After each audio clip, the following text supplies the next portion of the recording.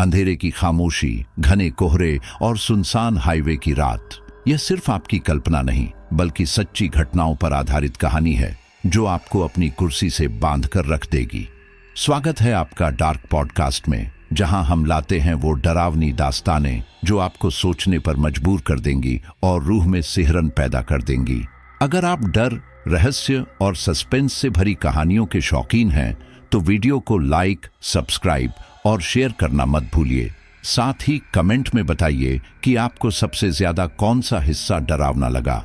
ये कहानी है ट्रक ड्राइवर विजय शर्मा की, जिसने दिल्ली मेरठ हाईवे पर बिताई वह रात जो उसे हमेशा के लिए बदल कर रखती। तो चलिए हम विजय शर्मा जी के नजरिए से सुनते हैं इस भयानक और रहस्यमयी सफर की कहानी और जानते हैं उस हाईवे के अंधेरों और झुलसी परछाइयों के पीछे छुपा सच।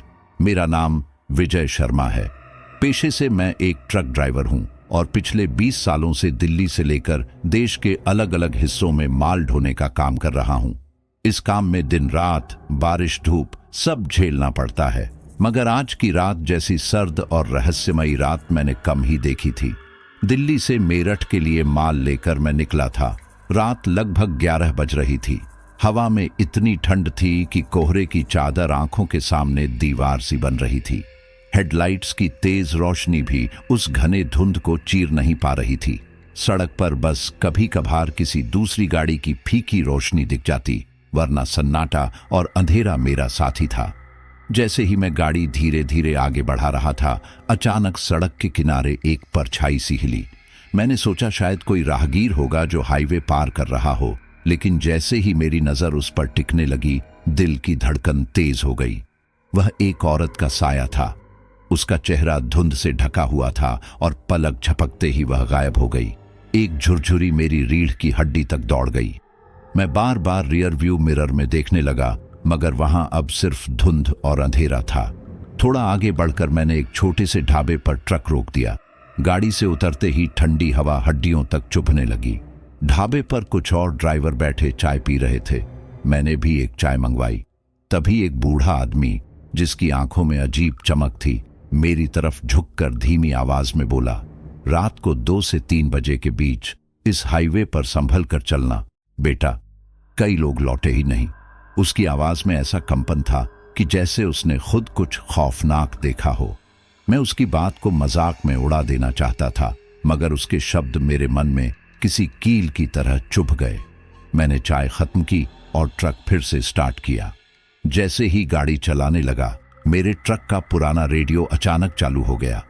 मैंने उसे बंद ही रखा था, लेकिन बिना छुए उसमें से एक कर्कश आवाज आई, पीछे मत देखना।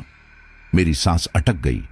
मैंने घबराकर रेडियो बंद कर दिया, मगर कुछ ही देर में वही आवाज फिर गूंजने लगी। सन्नाटे में वह आवाज सीधे मेरे सीने में धड़कनों की तरह गूंज रही थी। ट्रक धीरे धीरे हाईवे पर बढ़ रहा था। कोहरा और घना हो चुका था। तभी मेरे कानों में एक अजीब सी आवाज आई, जैसे कोई मेरे ट्रक के पिछले हिस्से पर चल रहा हो। कदमों की भारी थाप, ठक ठक ठक, जैसे कोई नंगे पैर मेरी गाड़ी पर चढ़ा हो। मैंने रियर व्यू मिरर में देखा, मगर पीछे सिर्फ अंधेरा था। हेडलाइट्स की परछाइयां धुंध में टूटकर अजीब आकृतियां बना रही थीं। मैं एक पल को सोच भी नहीं पा रहा था कि यह सच है या मेरी थकान का खेल। थोड़ी दूर जाकर मैं एक और ढाबे पर रुका। वहां बैठे कुछ ड्राइवरों से बातें हुई। उनमें से एक ने बीड़ी का कश खींचते हुए कहा, भाई ये हाईवे सीधा नहीं है, कई ट्रक यहां से गायब हो गए हैं। जो लौटे उन्होंने अजीब अजीब बातें बताई हैं। किसी को औरत दिखी, किसी ने बच्चों के रोने की आवाज सुनी। जो गुम हुए उनका तो आज तक कोई पता नहीं चला। उनकी बातें सुनकर मेरे पैरों के नीचे की जमीन खिसक गई। मैं सोच रहा था कि शायद ये सब अंधविश्वास है, लेकिन भीतर एक बेचैनी फैल चुकी थी। मन बार बार कह रहा था कि मुझे यह सफर रोक देना चाहिए, मगर दूसरा ख्याल ये भी था कि अगर मैं डिलीवरी समय पर नहीं पहुंचा तो मालिक की डांट सुननी पड़ेगी। काम का दबाव और मजबूरी हमेशा डर पर भारी पड़ते हैं। मैंने गहरी सांस ली और ट्रक को फिर सड़क पर दौड़ा दिया। रात गहराती जा रही थी। कोहरा और ठंड मेरे अंदर तक उतर चुकी थी। दिल चाहता था कि बस जल्दी से मंजिल पर पहुंच जाऊं, लेकिन जैसे ही मैंने ट्रक को आगे बढ़ाया, मेरी आंखें जम सी गईं। सड़क के किनारे वही औरत खड़ी थी। इस बार वह पहले से साफ दिख रही थी। उसका चेहरा आधा ढका हुआ, बाल बिखरे हुए और उसकी आंखें सीधे मेरी आंखों में घुसती जा रही थीं। ऐसा लगा जैसे उसकी नजरें मेरे सीने को चीरकर अंदर तक पहुंच गई हों। मेरे हाथ स्टीयरिंग पर कांपने लगे। मैं समझ ही नहीं पा रहा था कि ब्रेक लगाऊं या आगे निकल जाऊं। वह औरत सड़क किनारे स्थिर खड़ी थी, लेकिन उसका साया लंबा होता जा रहा था, मानो पूरा हाईवे उसी की छाया में डूब गया हो। मेरे कानों में फिर वही आवाज गूंजने लगी, पीछे मत देखना। और मैं जान गया कि मेरी असली डरावनी यात्रा अब शुरू हुई है। मैं उस रात का हर लम्हा अब भी अपने खून में धड़कते डर की तरह महसूस करता हूं। हाईवे पर अंधेरा और कोहरा इतना घना हो गया था कि लगता था जैसे मैं किसी अनजान गुफा में चला आया हूं, जहां से निकलने का रास्ता नहीं है। मेरी हेडलाइट्स बस 2-3 मीटर तक ही चमक दिखा पा रही थीं। मैं ट्रक धीरे धीरे चला रहा था कि अचानक सड़क के बीचों बीच वही औरत खड़ी नजर आई। उसने अपने हाथ उठाकर मुझे रुकने का इशारा किया।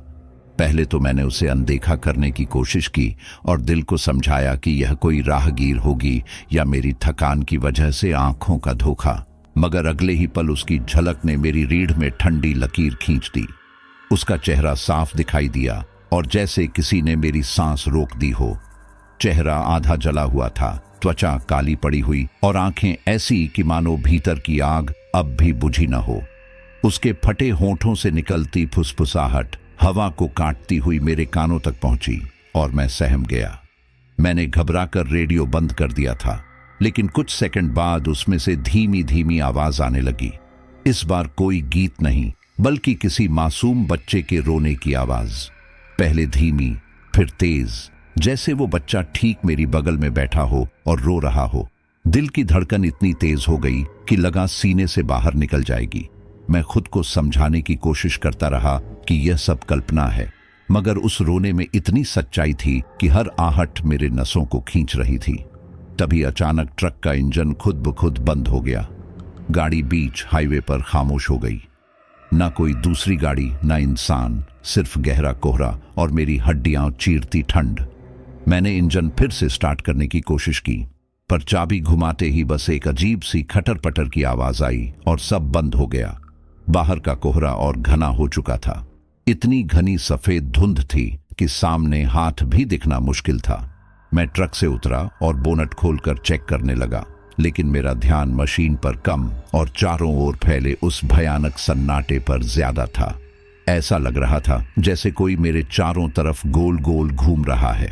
परछाई की आहट, जैसे किसी के पैर धीरे धीरे जमीन पर खिसकते हुए चल रहे हों। मैंने कई बार मुड़कर देखा, मगर हर बार वहां बस धुंध ही मिली। जैसे ही मैं दोबारा ट्रक में बैठने वाला था, मेरी गर्दन के पास ठंडी हवा का झोंका आया और मैंने महसूस किया कि कोई बहुत करीब खड़ा है।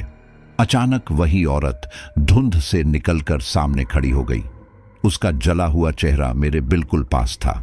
उसने अपनी काली पड़ी आंखों से मुझे घूरते हुए बेहद धीमी आवाज में कहा, सच छुपा नहीं रहेगा।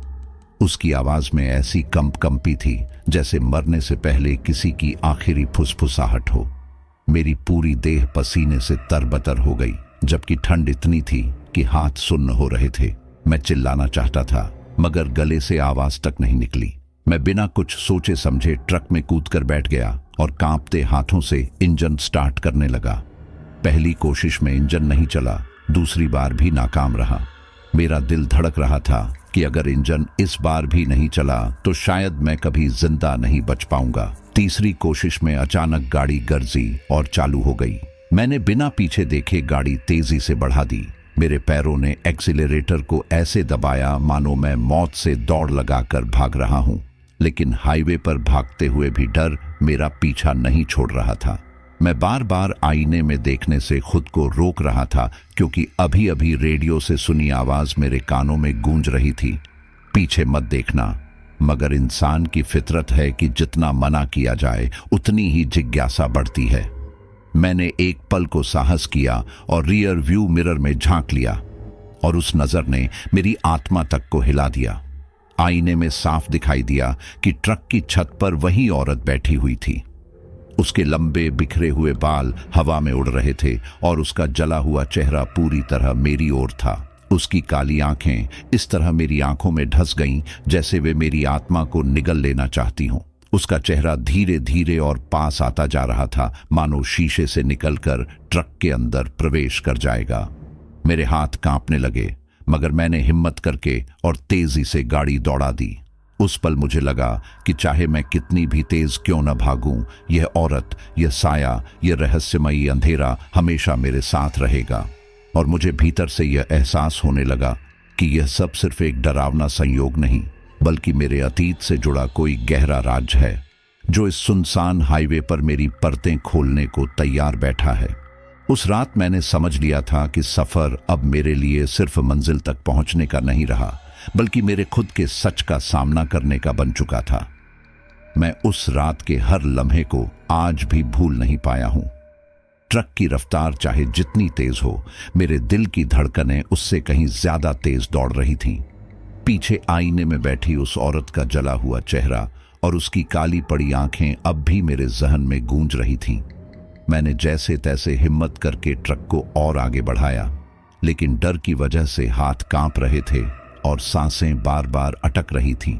मुझे समझ नहीं आ रहा था कि क्या मैं सचमुच किसी भूतिया साए के चंगुल में फंस चुका हूं या यह मेरी थकान और भ्रम का खेल है। कुछ किलोमीटर आगे जाकर सड़क के किनारे एक और ढाबा दिखाई दिया। मैंने बिना कुछ सोचे तुरंत ट्रक रोक दिया। मन में यही ख्याल था कि थोड़ी देर भीड़ में रहूंगा तो शायद डर कम होगा। ढाबे पर कुछ ट्रक पहले से खड़े थे। भीतर से मिट्टी के तेल के दियों की हल्की पीली रोशनी बाहर आ रही थी। अंदर गया तो देखा कि 3-4 ड्राइवर चाय पी रहे थे और बातचीत कर रहे थे। ढाबे का मालिक एक 55-60 साल का दुबला पतला आदमी था। नाम था रघुवीर। उसकी आंखों के नीचे गहरी झुर्रियां थीं और चेहरे पर ऐसा भाव जैसे उसने जिंदगी से ज्यादा मौत देखी हो। मैंने चाय का ऑर्डर दिया और पास की चारपाई पर बैठ गया। कप हाथ में आते ही उसकी गर्मी ने थोड़ी राहत दी, लेकिन अंदर का डर अब भी जस का तस था। रघुवीर ने मुझे गौर से देखा और बोला, लगता है पहली बार इस हाईवे पर रात में निकले हो भाई। मैंने हिचकिचाकर सिर हिलाया और कहा, हाँ, कुछ अजीब सा महसूस हो रहा है। मेरी बात सुनकर वो धीमे से मुस्कुराया, मगर उस मुस्कान में गर्मजोशी नहीं, बल्कि किसी गहरे दर्द की परछाई थी।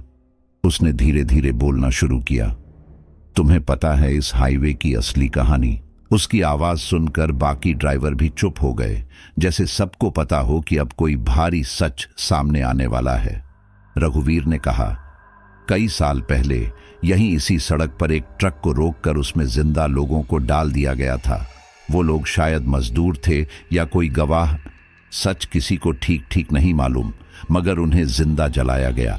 आग की लपटें इतनी ऊंची थीं कि आसमान तक रोशनी पहुंच गई थी। उस रात कई गांव वालों ने उनकी चीखें सुनी, मगर किसी ने मदद नहीं की। तब से इस सड़क को लोग भूतिया सड़क कहने लगे। उसकी आंखें झिलमिलाती रोशनी में चमक उठीं। उसने गहरी सांस ली और मेरी ओर देखकर बोला, भाई, वो औरत वही तो थी। उसी हादसे में जिंदा जली थी। मेरे शरीर में जैसे बिजली दौड़ गई। मैं चुपचाप उसकी बातें सुनता रहा।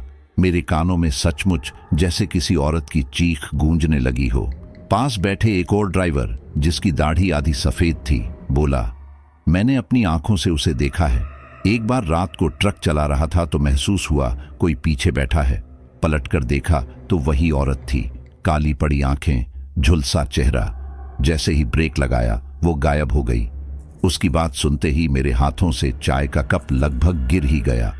एक और ड्राइवर बोला, भाई, अकेले सफर मत करना रात को। ये सड़क किसी को जिंदा नहीं छोड़ती। मैंने कई दोस्तों को खोया है यहाँ। कोई हादसे में मरा, कोई बिना निशान के गायब हो गया। बाद में उनके ट्रक तो मिल गए, लेकिन अंदर बैठे लोग कभी नहीं मिले। उसकी आवाज में ऐसी सच्चाई थी कि झूठ बोलने की गुंजाइश ही नहीं थी। मैं एक एक शब्द दिल में उतार रहा था और डर की लहरें बढ़ती जा रही थीं। इतने में मैंने जेब से मोबाइल निकाला ताकि घर पर फोन करके बता दूं कि देर होगी, लेकिन जैसे ही स्क्रीन खोली, नेटवर्क पूरी तरह गायब था। चारों तरफ सिर्फ नो सर्विस। ये देख मेरे माथे पर पसीना आ गया। बाकी ड्राइवरों ने हंसते हुए कहा, यहां नेटवर्क तो कई सालों से नहीं आता, जैसे कोई अदृश्य दीवार सिग्नल को रोक देती है। उनकी हंसी में भी डर का स्वाद था। रघुवीर मेरे पास आकर फुसफुसाया, बेटा, मेरी मानो तो आज रात आगे मत निकलना, यहीं रुको, सुबह उजाले में चले जाना। अंधेरे और कोहरे में इस सड़क पर जाना अपने पैरों से अपनी कब्र खोदने जैसा है। उसकी आंखों में एक सच्ची दहशत थी, कोई दिखावा नहीं। मैं उसके शब्दों पर विश्वास करना चाहता था, मगर फिर मेरे दिमाग में मालिक की डांट और डिलीवरी का दबाव घूमने लगा। अचानक ढाबे के बाहर से ठंडी हवा का झोंका आया और मिट्टी के तेल की बत्तियां फड़कने लगीं। अगले ही पल पूरा ढाबा अंधेरे में डूब गया। सिर्फ अंधेरा और बाहर से आती सरसराहट। हर कोई चुप हो गया। मुझे ऐसा महसूस हुआ जैसे कोई ढाबे के बाहर खड़ा हमें देख रहा हो। वो एहसास इतना भारी था कि सांस लेना मुश्किल हो गया। ड्राइवरों की आंखें दरवाजे की ओर टिक गईं। रघुवीर का चेहरा पीला पड़ चुका था। मैंने हिम्मत करके खिड़की से बाहर झांकना चाहा, मगर दिल धक धक कर रहा था। बाहर कुछ नहीं दिख रहा था, बस घना कोहरा। लेकिन कोहरे के बीच मुझे लगा जैसे कोई आकृति खड़ी हो, एक लंबा साया, बिल्कुल स्थिर। वह न तो आगे बढ़ रहा था, न पीछे हट रहा था, बस हमें देख रहा था। उस पल मैंने महसूस किया कि इस हाईवे की कहानियां सिर्फ अफवाहें नहीं, बल्कि खालिस सच हैं, और मैं उस सच के बीचों बीच फंस चुका हूं। ढाबे से निकलकर जैसे ही मैंने ट्रक फिर हाईवे पर दौड़ाया, घना कोहरा और अंधेरा मुझे अपनी चपेट में लेने लगे। रात इतनी गहरी थी कि सामने सड़क की रफ्तार और हेडलाइट्स की चमक भी मुझे डर को कम करने में मदद नहीं कर रही थी। मेरे कानों में अभी भी ढाबे में सुनाई दी आवाजें गूंज रही थीं। रघुवीर की चेतावनी और ड्राइवरों की भयभीत बातें मेरे दिमाग में तैर रही थीं। ट्रक की गति बढ़ाते हुए मेरी आंखें हर छोटे से परछाई पर टिक रही थीं और हर धड़कन के साथ डर और बढ़ता जा रहा था। तभी अचानक हाईवे के मोड़ पर एक पुलिस जीप दिखाई दी, जिसकी हेडलाइट्स ने कोहरे की घनी चादर में जैसे किसी चमकती हुई दीवार को फाड़ दिया हो। मेरे दिल की धड़कनें तेज हो गईं और एक अजीब सा डर मेरे पूरे शरीर में दौड़ गया। जैसे ही मैंने ट्रक को धीमा किया, पुलिस जीप मेरे पास रुकी। उसके दरवाजे खुलते ही एक इंस्पेक्टर उतर आया। उसका नाम था अरुण भाटी। उसने मेरी ओर गंभीर निगाहों से देखा और पूछा, क्या तुम्हें भी वो औरत दिखी? उसकी आवाज में गंभीरता और डर दोनों झलक रहे थे। मैं चौंक गया, क्योंकि अब तक मुझे यकीन नहीं हुआ था कि यह सब सिर्फ मेरी कल्पना या थकान का खेल है। मैंने हिचकिचाते हुए सिर हिलाया। भाटी ने धीरे धीरे बताया कि पिछले 6 महीनों में 11 ट्रक ड्राइवर इस हाईवे पर अचानक गायब हो चुके हैं। उनके ट्रक मिले, लेकिन लोग नहीं। उनके जाने का कोई ठोस सुराग नहीं। वह सब बातें सुनकर मेरी सांसें रुक गईं। भाटी ने गंभीर होकर कहा, यह सिर्फ आत्माओं का खेल नहीं है विजय। इस हाईवे में कई लोग जानबूझकर गायब किए गए हैं। कुछ पुलिस रिपोर्ट में दर्ज है, लेकिन बाकी के पीछे कोई बड़ी साजिश छिपी हुई है। मैंने सुना तो मेरे हाथ ठंड से कांप उठे। मेरे ट्रक की हेडलाइट्स झपकने लगीं और सड़क पर कई साए जैसे हिलते हुए दिखाई देने लगे। हर मोड़ पर ऐसा लग रहा था कि कोई निगरानी कर रहा हो, कोई मेरी हर चाल पर नजर रख रहा हो। डर इस हद तक बढ़ गया कि मेरा हाथ स्टीयरिंग पर मजबूती से नहीं टिक पा रहा था। भीड़ भाड़ से दूर यह हाईवे अब मुझे एक सुनसान, मौत की खामोशी से भरी जगह लग रही थी। मैंने पीछे देखा तो रियर व्यू मिरर में अजीब परछाइयां दिखाई दी। हवा इतनी ठंडी थी कि मेरी सांसें फुसफुसाती धुंध के साथ बाहर निकल रही थीं। अचानक पुलिस जीप का इंजन बंद हो गया। भाटी भी चौंक गए और उनके चेहरे पर भय साफ झलक रहा था। उन्होंने अपनी रिस्पॉन्सिबिलिटी के बावजूद कहा, यह मामला मेरी सोच से बड़ा है। मैंने कई खतरनाक जगहों पर काम किया है, लेकिन यह। उनके शब्द बीच में ही रुक गए, जैसे कोई उन्हें चुप करा रहा हो। मैंने देखा कि वही औरत का साया जीप के पास आया। उसकी झुलसी हुई परछाई हवा में तैरती हुई कोहरे के बीच झिलमिला रही थी। लेकिन अजीब बात यह थी कि सिर्फ मैं उसे साफ देख पा रहा था। भाटी और बाकी पुलिसकर्मी कुछ नहीं देख पा रहे थे, जैसे उनकी आंखें किसी अदृश्य पर्दे से ढकी हों। मेरा दिल जोर जोर से धड़क रहा था। मेरे दिमाग में एक सवाल बार बार उठ रहा था, क्या यह सचमुच भूत है या कोई इंसानी साजिश इसे भयानक रूप दे रही है। तभी भाटी ने डर के मारे अपने हाथ बढ़ाए और कहा, विजय, पीछे मत देखो, कुछ ऐसा है जिसे देखना मत चाहोगे। उनकी आवाज में डर की हल्की कंपी थी। मैं उन्हें समझाने की कोशिश कर रहा था कि यह सब असंभव है, लेकिन मेरे अपने मन की चेतावनी मेरी हर कोशिश को दबा रही थी। मेरी आंखें बार बार आईने की ओर जाती और हर बार वही साया मेरे ट्रक की छत पर खड़ा दिखाई देता। उसकी आंखें जलते हुए कोयले की तरह चमक रही थीं और चेहरे की झुलसी त्वचा जैसे किसी जला हुआ आग का निशान हो। अचानक पुलिस जीप के इंस्पेक्टर भाटी ने एक कदम आगे बढ़ाया, जैसे उन्हें कुछ खींच रहा हो। मैं चिल्लाना चाहता था, लेकिन मेरे गले में आवाज अटक गई। मैं अपनी जगह से हिल भी नहीं पा रहा था। मेरी रूह पर एक ठंडी लकीर सी दौड़ गई। तभी अचानक भाटी और उनके साथ खड़ी जीप गायब हो गई। जितनी तेजी से मैंने देखा, उतनी तेजी से वह जगह खाली हो गई।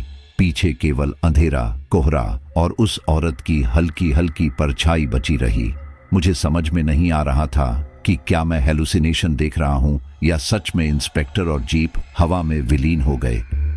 मेरी सांसें रुक रही थीं और मेरे हाथ स्टीयरिंग पर जैसे जम गए थे।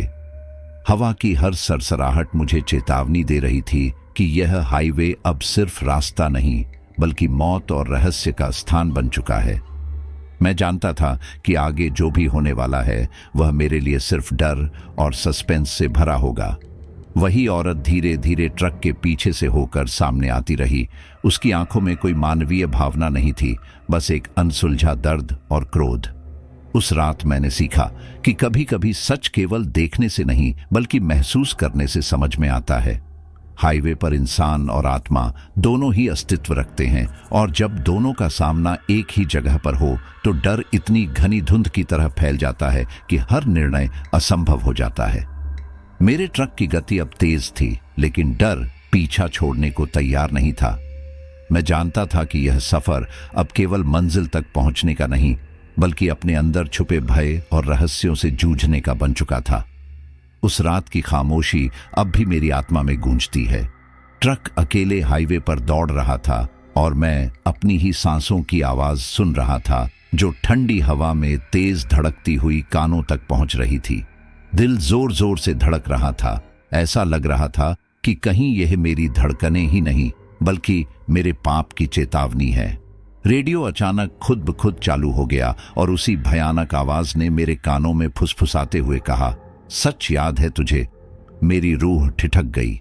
ये आवाज मेरे दिमाग में गूंज रही थी और हर ध्वनि में एक पुराना दर्द, एक पुरानी गलती झलक रही थी। मैं जैसे ही अपनी आंखें बंद करके शांत होने की कोशिश करता, मुझे अचानक अजीब सा फ्लैशबैक आने लगा। मैं 20 साल पहले का वही युवा ड्राइवर महसूस करने लगा, जब मेरी जिंदगी का सबसे बड़ा डर और अपराध मेरे सामने आया था। उस समय मैं नए ड्राइवर के तौर पर सड़क पर उतरा था और उसी हाईवे पर एक बड़ा ट्रक हादसा घटा था। मेरी आंखों के सामने वह दृश्य अब भी ताजा था। ट्रक उल्टा पड़ा हुआ, आग की लपटें आसमान को चीर रही थीं और अंदर फंसे लोग चीखते हुए मर रहे थे। मैं खड़ा था, बस देखते हुए, डर के मारे कुछ बोल नहीं पा रहा था। उस वक्त डर ने मुझे गवाही देने से रोक दिया। डर, मजबूरी और कुछ हद तक अहंकार ने मेरी जुबान बंद कर दी थी, और आज 20 साल बाद वही डर मेरे सामने खड़ा था, लेकिन अब कोई बहाना नहीं था। उस हादसे की आग में जली हुई औरत की चीखें मेरी कानों में गूंज रही थीं। उसकी चीखें जैसे मेरे दिमाग के हर कोने में उठ रही थीं और हर बार मुझे अपने अपराध की याद दिला रही थीं। हर मोड़ पर, हर कोहरे के धब्बे में मुझे उसका चेहरा दिखाई दे रहा था।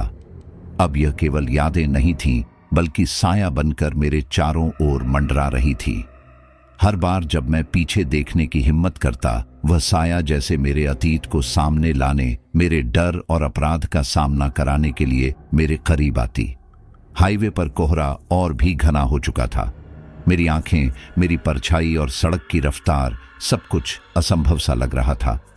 मेरे ट्रक की हेडलाइट्स धुंध में टूटती हुई रास्ते की धाराओं को चमकती धुंधली रेखाओं में बदल रही थी। मैंने महसूस किया कि मैं अब अकेला नहीं हूं। मेरा अतीत, मेरी गलती, मेरी चुप्पी, सब मेरे पीछे खड़े हैं। हर हल्की सी सरसराहट, हर दूर से आती आवाज मुझे यही संकेत दे रही थी कि मैं अपने अतीत से भाग नहीं सकता। फिर जैसे ही मैं ट्रक को धीरे चलाने लगा, मेरे दिमाग में यह विचार आया कि शायद मैं उस रात ही सही रास्ता चुन लेता तो आज मैं इस भयानक डर में फंसा नहीं होता। मुझे एहसास हुआ कि मैं भी उस रहस्य का हिस्सा हूं। मैं अकेला नहीं हूं, लेकिन मेरी जिम्मेदारी अब सबसे बड़ी हो गई थी। यह साया मुझे लगातार याद दिला रहा था कि सच और न्याय का सामना करना ही अब मेरी एकमात्र राह है। कोहरे में मेरी अपनी परछाई भी संदेह पैदा करने लगी। कभी कभी लगता जैसे मेरे ट्रक के पास 2-3 परछाइयां एक साथ चल रही हैं। मेरा दिमाग यह तय नहीं कर पा रहा था कि कौन वास्तविक है और कौन भ्रम। हर झटके में, हर स्टीयरिंग हिलाने में मुझे यह डर लग रहा था कि कहीं मैं अपने ही अतीत का शिकार न बन जाऊं। मेरा मन बार बार कह रहा था, रुको, सोचो, संभल कर आगे बढ़ो। लेकिन रास्ता सुनसान था और हर तरफ अंधेरा, कोहरा और वही साया मेरी आंखों में चमकता हुआ। और तभी हाईवे के एक मोड़ पर मैंने देखा कि वह औरत मेरे ट्रक के सामने खड़ी है। उसका चेहरा अभी भी जला हुआ और काला पड़ा हुआ था। उसकी आंखें अब भी आग की तरह जल रही थीं और उसके होंठ हल्की हंसी के साथ हिल रहे थे। उसने धीरे धीरे कहा, तूने मुझे मरने दिया। उस शब्द ने मेरे पूरे शरीर को झकझोर दिया। लगता था जैसे शब्द ही मेरी रूह में घुसकर हर गलती का हिसाब मांग रहे हों। मैं अपनी आंखें मूंदकर चिल्लाना चाहता था, मगर आवाज बाहर नहीं आ रही थी। मेरी धड़कनें अब तक की सबसे तेज गति से दौड़ रही थीं। ट्रक की रफ्तार बढ़ गई। मेरे हाथ स्टीयरिंग पर जम गए थे, जैसे किसी ने उन्हें पकड़ लिया हो। मेरी आंखें बार बार आईने में झांकतीं और हर बार वह औरत मेरे पीछे, मेरे साथ और मेरे सामने हर जगह खड़ी दिखाई देती। कोहरे में उसकी परछाई इतनी जीवंत लग रही थी कि मुझे लग रहा था कि अगर मैं एक पल भी गलत दिशा में देखूं तो वह मुझ पर झपट पड़ेगी। उस पल मुझे समझ आया कि मैं केवल हाईवे पर नहीं, बल्कि अपने खुद के अतीत के भूतों के बीच फंसा हूं। रात की खामोशी में सिर्फ ट्रक के इंजन की गड़गड़ाहट और मेरी तेज धड़कनें सुनाई दे रही थीं। हवा इतनी ठंडी थी कि ठोड़ी से लेकर हाथों तक कांप उठे। हर पल मुझे यह एहसास होता कि यह रात अभी खत्म नहीं होगी।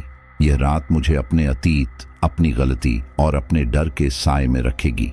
मैं जानता था कि चाहे मैं कितना भी तेज चलाऊं, वह औरत, वह साया और मेरा अपराध मुझे पीछा करना नहीं छोड़ेंगे। और फिर मैंने निर्णय लिया कि मैं अब और पीछे नहीं देखूंगा। मैं जानता था कि सच और साहस का सामना करना ही अब मेरी एकमात्र राह है।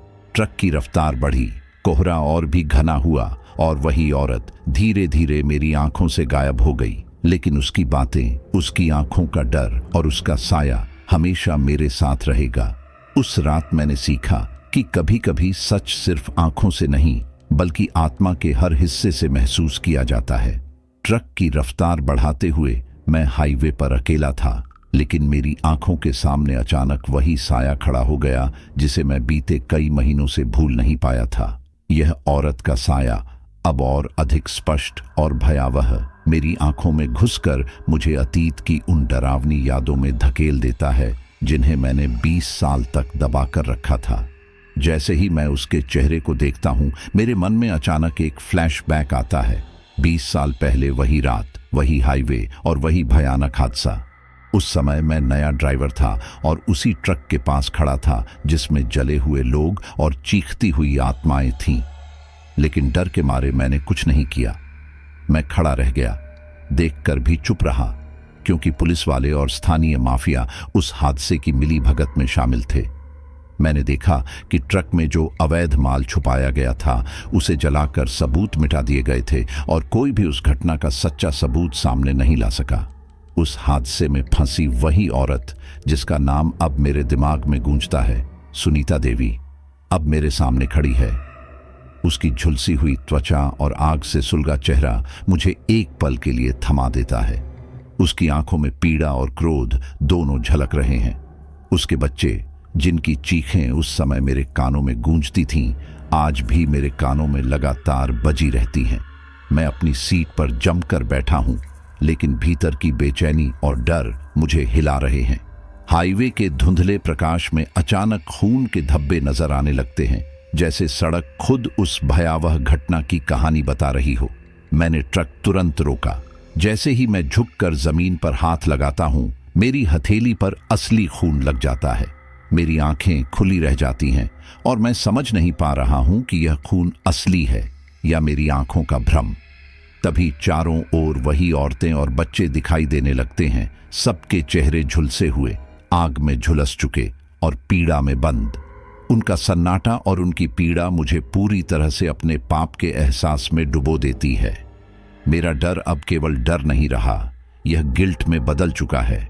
मेरे मन में बार बार यही सवाल गूंजता है, कहीं यह सब मेरे पाप का नतीजा तो नहीं। सड़क पर खड़े होने के साथ साथ मैं महसूस करता हूं कि कोहरा और भी घना हो रहा है। धुंध इतनी है कि बस कुछ कदम आगे दिखाई दे रहे हैं और हर कदम पर यही लगता है कि किसी ने मेरे पीछे कदम बढ़ा दिए हैं। तभी कोहरे से एक परिचित ध्वनि आती है। मैं देखता हूं कि इंस्पेक्टर अरुण भाटी फिर लौट रहे हैं, लेकिन उनकी शक्ल अब पहले जैसी सामान्य इंसानी शक्ल नहीं रही। उनका चेहरा, उनकी आंखें हर रूप जला हुआ शव जैसी दिखाई दे रही हैं। उनकी आंखों में कोई जीवन नहीं, सिर्फ आग की झिलमिलाहट और मृत्यु का साया है। उनकी हर चाल इतनी धीमी और डरावनी है कि मेरी रूह ठिठक जाती है। उनके पास आते ही एक अजीब सी खामोशी फैल जाती है। मैं देख सकता हूं कि भाटी का चेहरा अब सिर्फ मेरे लिए ही दिख रहा है, जैसे अन्य कोई उनकी उपस्थिति को महसूस ही न कर पा रहा हो। उनके जले हुए चेहरे, धुंधले साए और आग के निशान मुझे मेरे अतीत की याद दिलाते हैं। मेरी सांसें तेज हो रही हैं और दिल की धड़कनें अब मेरे कानों में गूंज रही हैं। हाईवे पर खड़े होने वाले ये दृश्य केवल भयावह नहीं, बल्कि मेरे अंदर छुपे अपराध और डर की याद दिलाने वाले हैं।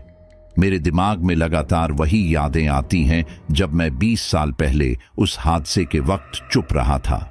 सुनीता देवी की चीखें, उसके बच्चों की पुकार और आग की लपटें मेरे कानों और आंखों के सामने बार बार उभरती हैं। मैं अपनी आंखें बंद करूं तो भी यह दृश्य मेरे सामने रह जाता है। मेरी आत्मा से निकलती चीखें कहीं बाहर नहीं निकल रही थीं और मैं खुद को इस भयानक सच्चाई में फंसा हुआ महसूस कर रहा था। जैसे ही मैं ट्रक में बैठता हूं, हवा में ठंडी लहरें दौड़ जाती हैं। सड़क पर खून के धब्बे, चारों ओर झुलसी हुई आत्माएं और भाटी का जला हुआ चेहरा, ये सब मुझे पूरी तरह अपने पाप और डर के सामने खड़ा कर देते हैं। मेरा मन कह रहा है कि मैं भाग जाऊं, लेकिन मेरे पैर जैसे जमीन में धंस गए हों। मैं अब समझ रहा हूं कि यह हाईवे सिर्फ एक सड़क नहीं, बल्कि मेरी गलती और डर का दर्पण है। सांसें थमी थमी सी लग रही थीं।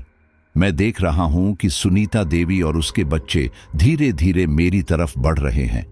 उनके जले हुए चेहरे, उनकी पीड़ा और उनकी आवाजें मेरे कानों में इतनी गूंज रही हैं कि मुझे लग रहा है मैं अपनी समझ खो चुका हूं। उनका हर कदम मेरे पाप का सामना कराने जैसा था। तभी भाटी मेरे पास खड़े होते हैं। उनका चेहरा अब और भी भयानक है।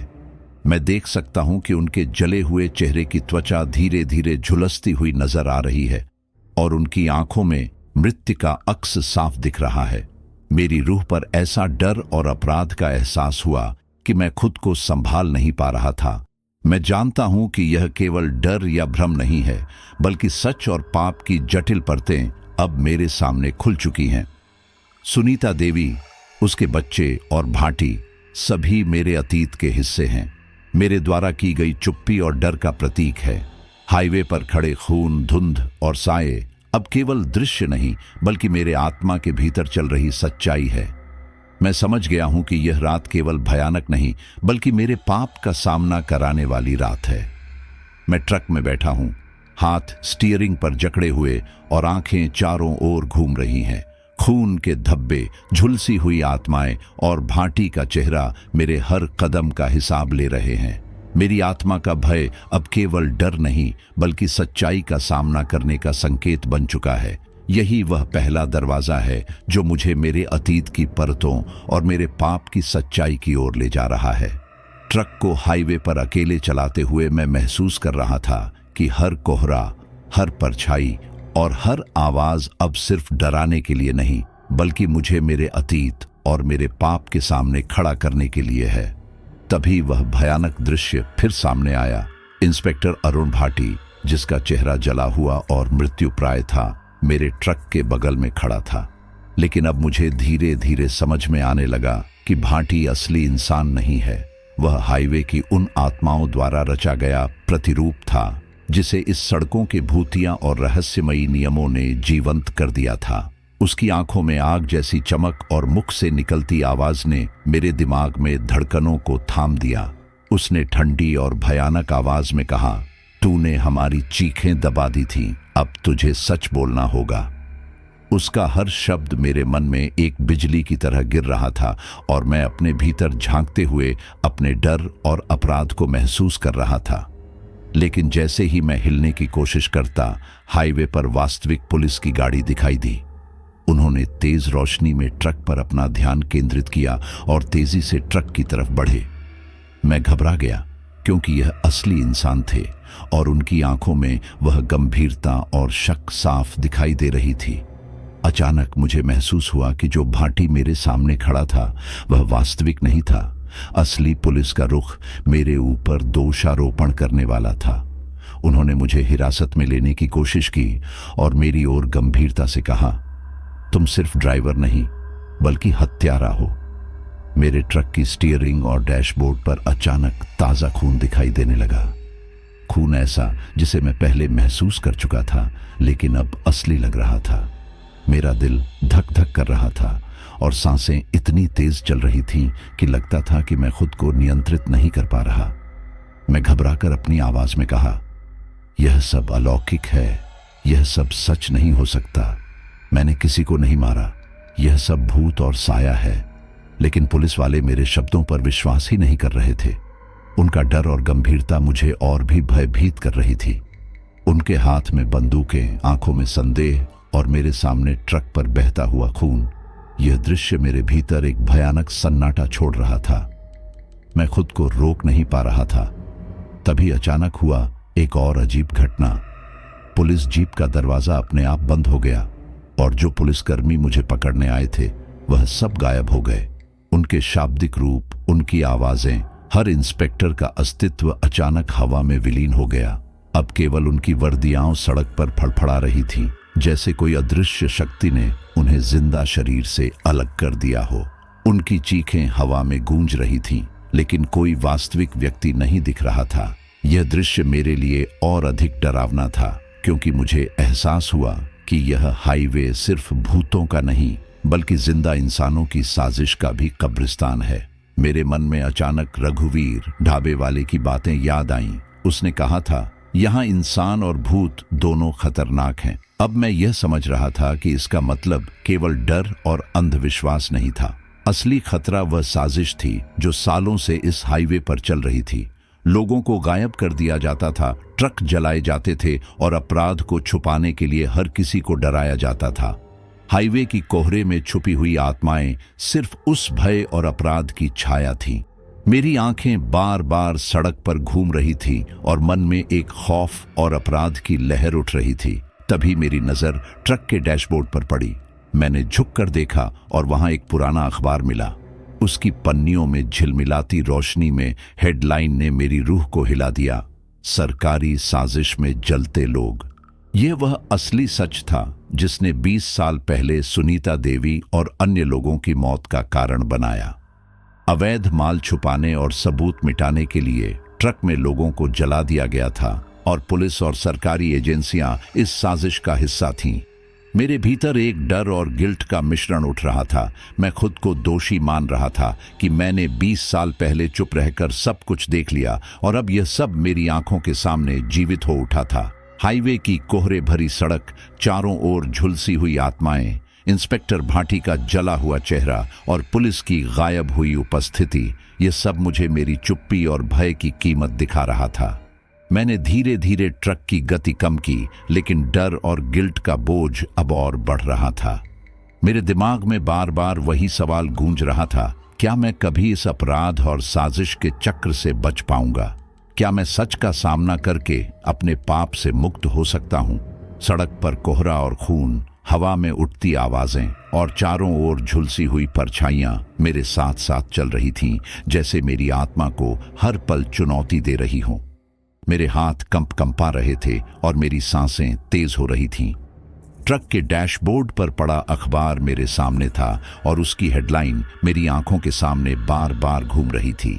यह अखबार केवल कागज नहीं बल्कि 20 साल पुराने अपराध, साजिश और डर का प्रमाण था। मैं समझ रहा था कि इस हाईवे पर केवल आत्माएं ही नहीं बल्कि जिंदा इंसानों की क्रूर साजिश भी मेरी राह में खड़ी है। सड़क पर हर मोड़ पर मुझे खून के धब्बे दिखाई दे रहे थे। सुनीता देवी और उसके बच्चे, झुलसी हुई औरतें, जले हुए इंस्पेक्टर भाटी, सभी मेरे आसपास मंडरा रहे थे। उनकी चीखें, उनके दर्द और मेरी चुप्पी का एहसास मुझे पूरी तरह से नियंत्रित कर रहा था। मैं समझ गया कि अब यह सफर केवल जीवन और मौत का नहीं बल्कि सच और अपराध का सामना करने वाला है। मैंने ट्रक की स्टीयरिंग पकड़कर खुद को संभाला और मन में ठान लिया कि अब पीछे मुड़कर नहीं देखूंगा। हाईवे का कोहरा, झुलसी हुई आत्माएं, गायब इंस्पेक्टर और पुराना अखबार, ये सब मुझे मेरे अतीत के अपराध और पाप की याद दिला रहे थे। अब मुझे अपनी गलती और भय के सामने खड़ा होना था। यही वह क्षण था जब हाईवे ने मुझे अपनी पूरी सच्चाई और साजिश के जाल में फंसा दिया और मैंने महसूस किया कि इस रास्ते पर केवल बहादुरी और सच का सामना ही मुझे बचा सकता है। मैं ट्रक के डैशबोर्ड पर पड़े पुराने अखबार को पढ़ रहा था जब मेरे सामने एक भयानक सच्चाई खुली। हादसे की असली रिपोर्ट कभी सामने नहीं आई थी, उसे दबा दिया गया था। अखबार में लिखा था कि मैं उस हादसे का एक गवाह था, लेकिन किसी ने मेरे नाम को हटा दिया था, शायद मुझे चुप कराने के लिए। यह सोचते ही मेरी रूह में एक ठंडक दौड़ गई। 20 साल पहले की गलती, डर और अब सामने खड़ा यह भयानक सच मेरे दिल पर भारी पड़ रहा था। मेरी आंखें कागज से हटाकर सामने सड़क की ओर गईं और जैसे ही मैंने ध्यान दिया, ट्रक अचानक अपने आप चलने लगा, मानो कोई अदृश्य हाथ इसे नियंत्रित कर रहा हो। हाईवे के दोनों ओर खड़े लोग दिखाई देने लगे, जले हुए, झुलसे हुए, आग और धुंध में कैद हुए। उनकी आंखें सिर्फ मुझ पर टिकी थीं। उनकी आवाजें जो पहले केवल कानों में गूंजती थीं, अब तेज और स्पष्ट हो गई थीं। उन्होंने चीखते हुए कहा, हमारा गुनहगार कौन? उनके शब्द जैसे मेरे दिमाग में आग की तरह गिर रहे थे। मेरी रूह कांप रही थी, लेकिन मैं खुद को संभालने की कोशिश कर रहा था। मेरी सांसें रुक रुक कर आ रही थीं और ट्रक की गति मेरे नियंत्रण से बाहर थी। मैं शीशे में अपनी शक्ल देखने लगा और डर की लहर ने मेरे शरीर को जकड़ लिया। मेरी चेहरे की बनावट धीरे धीरे बदल रही थी। मेरा चेहरा अब जला हुआ, झुलसा हुआ और डरावना लग रहा था। मैं खुद को पहचान नहीं पा रहा था। यही वह पल था जब मुझे एहसास हुआ कि शायद मैं भी अब जीवित नहीं हूं और यह सफर मेरी आत्मा का सफर है। मेरी गलती और पाप की सजा का सामना है। हर मोड़ पर जली हुई परछाइयां मेरे चारों ओर मंडरा रही थीं और मैं खुद को पूरी तरह असहाय महसूस कर रहा था। ट्रक के रेडियो से वही आवाज फिर से गूंजी, पीछे मत देखना। मेरी रूह ने मुझे चेतावनी दी, लेकिन मैं हिम्मत करके पीछे देखा और जो दृश्य सामने आया उसने मेरी सांसें रोक दी। पूरा हाईवे जली हुई लाशों और झुलसी हुई आत्माओं से भरा हुआ था। उनके चेहरे, आंखों की गहराई और उनके चीखते स्वर मुझे सीधे अपने पाप और गलती का सामना करा रहे थे। मुझे लगा कि यह मार्ग अब केवल भूतिया नहीं बल्कि मृत्यु और अपराध का असली दर्पण बन चुका है। जैसे ही मैं पीछे की ओर ध्यान दे रहा था, ट्रक अचानक अनियंत्रित होकर आगे बढ़ा। सड़क के सामने टूटी हुई पुलियां दिखाई दी और मुझे पता था कि इस पल के बाद कोई वापसी नहीं है। हवा इतनी ठंडी और भारी थी कि हर सांस मेरे फेफड़ों में आग की तरह जल रही थी। मेरी आंखें चारों ओर घूम रही थीं और कोहरे में झुलसी हुई परछाइयां मेरे ट्रक को घेरे हुए थीं। उनका स्वर, उनकी चीखें और उनका गुस्सा मेरी आत्मा में गहराई से समा गया। ट्रक का इंजन तेजी से गड़गड़ाने लगा और मैं महसूस कर रहा था कि यह केवल शारीरिक यात्रा नहीं बल्कि मेरे आत्मा का, मेरे अतीत का और मेरे पाप का अंतर्निहित सफर है। मेरी हाथ स्टीयरिंग पर जकड़े हुए थे, लेकिन नियंत्रण पूरी तरह से खो चुका था। पुलिया के पास पहुंचते ही ट्रक नीचे गिरने की स्थिति में था। मेरे कानों में लाशों की चीखें, आग की सरसराहट और हाईवे की खामोशी सब मिश्रित होकर मेरे मन में भय और अपराध की गहरी लहर छोड़ रहे थे। मैं समझ रहा था कि अब पीछे कोई रास्ता नहीं है, मैं अकेला नहीं हूं। मेरे चारों ओर जली हुई आत्माएं, मेरी गलती और मेरे पाप का दर्पण मेरे साथ है। हर पल मुझे एहसास हो रहा था कि यह सफर केवल जीवन और मौत का नहीं, बल्कि मेरी आत्मा के सत्य का सामना करने वाला है। मेरी आंखों के सामने हाईवे जला हुआ कब्रिस्तान बन चुका था और मैं उसी के ऊपर से गुजरने वाला था। ट्रक धीरे धीरे पुलिया की टूटती हुई रेखाओं की ओर बढ़ा और मेरी आत्मा में डर, गिल्ट और भय की घनी लहरें उठ रही थीं। मुझे लगा जैसे हर झटका, हर सरसराहट और हर चीख मेरे पाप का हिसाब मांग रही हो। मेरी दृष्टि के सामने हाईवे अब केवल सड़क नहीं, बल्कि एक मृतकों और पाप की आत्माओं का प्रतीक बन चुका था। जैसे ही ट्रक पुलिया के किनारे पहुंचता, हवा में जली हुई परछाइयां और उनकी चीखें मेरी रूह में समा जाती हैं। मुझे एहसास होता है कि अब मैं केवल जीवित शरीर नहीं हूं, बल्कि इस हाईवे का हिस्सा, इस साजिश और इस भूतिया सत्य का गवाह बन चुका हूं। मेरी आंखों के सामने जले हुए लोग, झुलसी हुई आत्माएं और हाईवे का कोहरा मिलकर एक ऐसा दृश्य बना रहे थे जिसे देखकर कोई भी मानव मानसिक रूप से स्वस्थ नहीं रह सकता। ट्रक का आगे गिरना अनियंत्रित हो गया। मेरा दिल और रूह दोनों एक साथ थम चुके थे। मैं समझ गया कि यह सफर केवल शारीरिक मौत नहीं, बल्कि आत्मा का अंतर्निहित संघर्ष और पाप के सच का सामना है। जली हुई लाशें, झुलसी हुई आत्माएं और हाईवे का अंधेरा अब मेरे चारों ओर हैं और मैं उनके बीच अपनी गलती और भय के साथ फंसा हूं। जैसे ही ट्रक पुलिया से गिरा, मुझे लगा कि मेरी आखिरी सांसें अब लपक लेंगी, लेकिन कुछ और हुआ। मैं मर नहीं पाया, बल्कि एक सुनसान जली हुई जगह पर खड़ा हो गया। चारों ओर धुआं और राख के बीच वही स्थान था जहां 20 साल पहले वह भयानक हादसा हुआ था। हवा में आग की गंध, जलते हुए लकड़ी और धुंधली रोशनी की छाया ने मेरी रूह को और भी थाम लिया।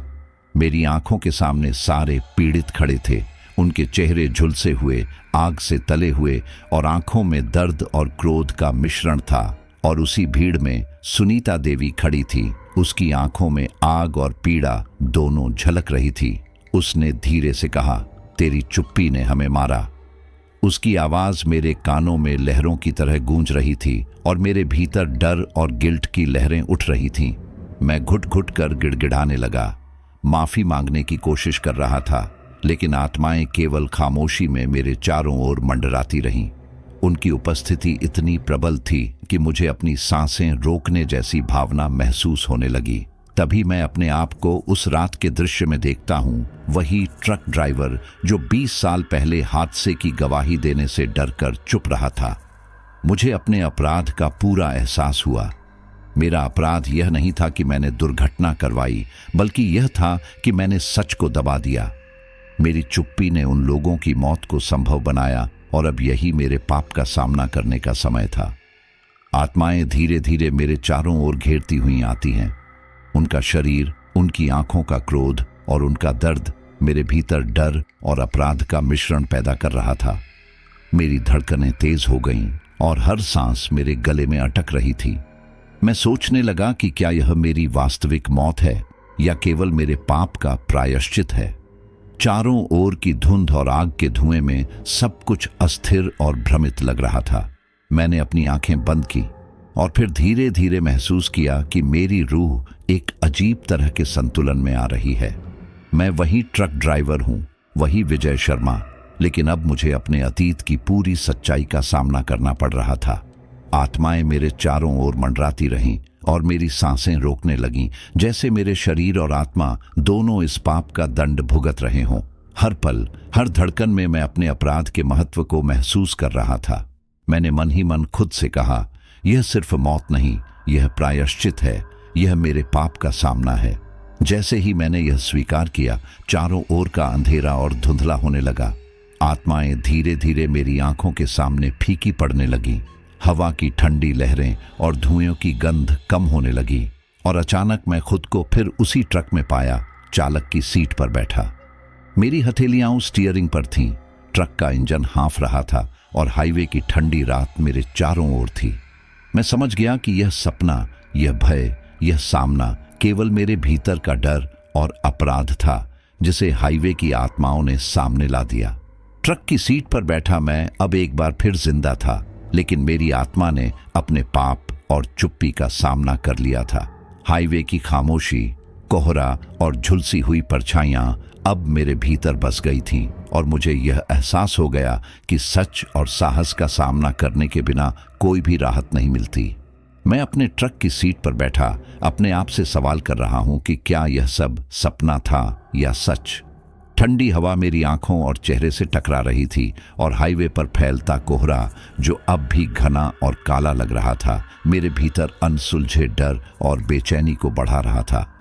मैंने अपने हाथों से स्टीयरिंग पकड़ते हुए धीरे धीरे घड़ी की ओर देखा और देखा कि समय वही 2:59 सुबह था, जैसे कि रात अब तक अपने पुराने चक्र में फंसी हुई हो।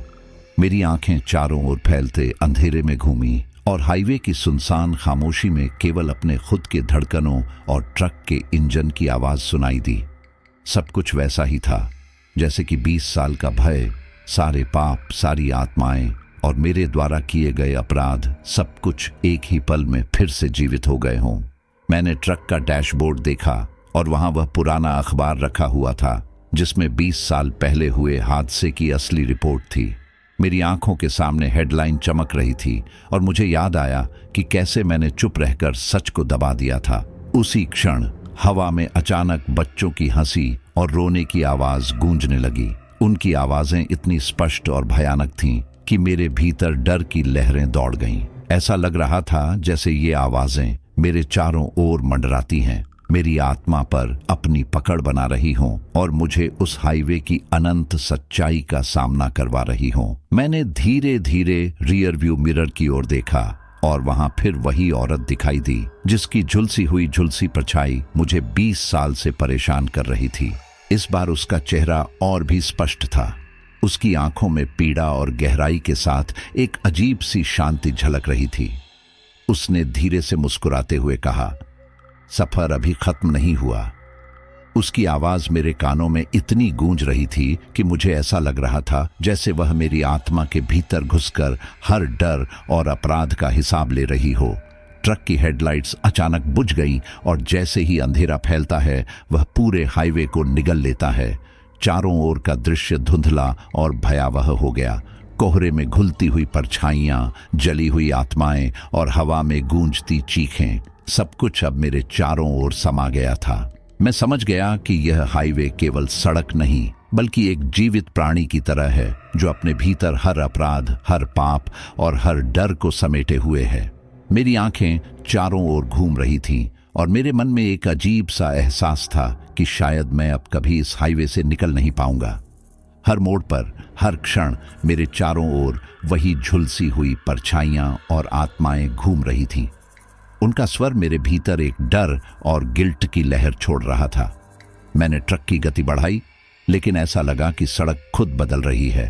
हर कदम पर, हर मोड़ पर नया दृश्य सामने आ रहा था। जले हुए लोग, झुलसी हुई आत्माएं और उन बच्चों की हंसी और रोने की आवाजें। ऐसा लग रहा था जैसे हाईवे खुद मुझे अपनी लय और समय के चक्र में फंसा रहा हो। मैंने अपनी आंखें बंद की और गहरी सांस ली, लेकिन कोई राहत नहीं मिली। हवा में उठती आवाजें, कोहरे में दिखाई देने वाली परछाइयां और रियर व्यू मिरर में मुस्कुराती औरत, ये सब मेरे भीतर डर और अपराध का मिश्रण बना रहे थे।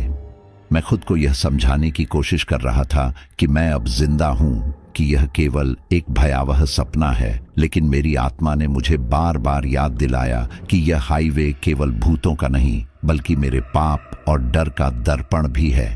ट्रक की सीट पर बैठा मैं लगातार अपने चारों ओर नजर दौड़ा रहा था। मेरे सामने फैलती अंधेरी सड़क, हर मोड़ पर जली हुई आत्माएं और हवा में उठती चीखें, सब कुछ मेरे भीतर गहरे डर और अपराध का प्रतिबिंब बन गई थीं। मुझे यह महसूस हुआ कि अब मैं केवल जिंदा शरीर नहीं हूं, बल्कि इस हाईवे की आत्माओं और उनके दर्द का हिस्सा बन चुका हूं। हर आवाज, हर हलचल मेरे भीतर एक अनंत डर पैदा कर रही थी। जैसे ही ट्रक आगे बढ़ा, हवा और ठंडी हो गई और कोहरा और भी घना हो गया। मेरे कानों में बच्चों की हंसी और रोने की आवाजें लगातार गूंज रही थीं। रियर व्यू मिरर में वही औरत धीरे धीरे करीब आ रही थी। उसकी आंखों में अब केवल क्रोध नहीं बल्कि एक प्रकार की अनंत चेतावनी झलक रही थी। मैंने महसूस किया कि यह हाईवे यह अंधेरा और यह सारी आत्माएं अब मेरे जीवन और आत्मा का हिस्सा बन चुकी हैं। मैं अपने आप से पूछ रहा था, क्या मैं अब कभी इस हाईवे से बाहर निकल पाऊंगा, या मैं हमेशा के लिए इसका हिस्सा बन चुका हूं? हर पल, हर सेकंड हाईवे की खामोशी, जली हुई परछाइयां और हवा में उठती आवाजें मेरे चारों ओर फैल रही थीं। मेरा मन और शरीर दोनों थक चुके थे, लेकिन आत्मा अब भी पूरी तरह हाईवे की पकड़ में थी। ट्रक की गति अनियंत्रित लग रही थी। कोहरे में दिखती हर परछाई, झुलसी हुई आत्माएं और हवा में उठती चीखें मेरे भीतर एक अजीब सा डर पैदा कर रही थीं।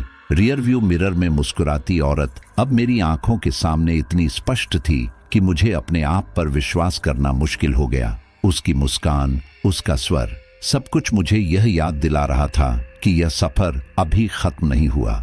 ट्रक की हेडलाइट्स धीरे धीरे बुझती चली गईं और जैसे ही अंधेरा फैलता है, हाईवे ने मुझे पूरी तरह अपने भीतर निगल लिया।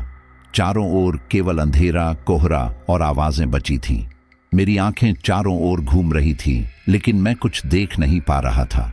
ऐसा लग रहा था जैसे हाईवे ने मेरे जीवन और आत्मा को अपने जाल में फंसा लिया हो। और इसी अंधेरे में मेरे भीतर यह एहसास गहराया कि शायद मैं अब कभी इस हाईवे से निकल नहीं पाऊंगा। शायद मैं हमेशा के लिए जिंदा हूं, लेकिन मेरी आत्मा और जीवन इस हाईवे की अनंतता में समा गए हैं। मेरी सांसें थमी थमी थीं, दिल की धड़कनें तेज थीं और मेरे मन में केवल यही सवाल गूंज रहा था कि क्या मैं अब जीवित हूं या सिर्फ हाईवे की आत्माओं का हिस्सा बन चुका हूं। हाईवे की खामोशी, कोहरा और जली हुई परछाइयां अब मेरे चारों ओर स्थायी रूप से बैठ गई थीं। ट्रक की सीट पर बैठा मैं केवल एक साक्षी नहीं, बल्कि इस अनंत भय और साजिश का हिस्सा बन चुका था। हर धड़कन, हर आवाज और हर दृश्य मुझे याद दिला रहा था कि यह सफर अभी खत्म नहीं हुआ और शायद कभी खत्म नहीं होगा। तो ये थी हमारी आज की कहानी, विजय शर्मा जी की भयानक और रहस्यमयी रात, दिल्ली मेरठ हाईवे पर उस अंधेरी सच्चाई का सामना जो आपको हिलाकर रख देगी। अगर आपको इस कहानी ने रोमांच, सस्पेंस और सिहरन महसूस कराई तो डार्क पॉडकास्ट को सब्सक्राइब करना न भूलें। वीडियो को लाइक, अपने दोस्तों के साथ शेयर और कमेंट में बताइए कि आपको सबसे ज्यादा कौन सा पल डरावना लगा। याद रखिए, हर कहानी सिर्फ डर ही नहीं बल्कि सोचने पर मजबूर करने वाली सच्चाई भी है। अगली बार हम फिर लाएंगे आपके लिए और भी रहस्यमयी और भयानक कहानियां जो आपकी रूह को झकझोर देंगी। डार्क पॉडकास्ट के साथ जुड़े रहिए, क्योंकि अंधेरा हमेशा कहीं न कहीं आपका इंतजार कर रहा है।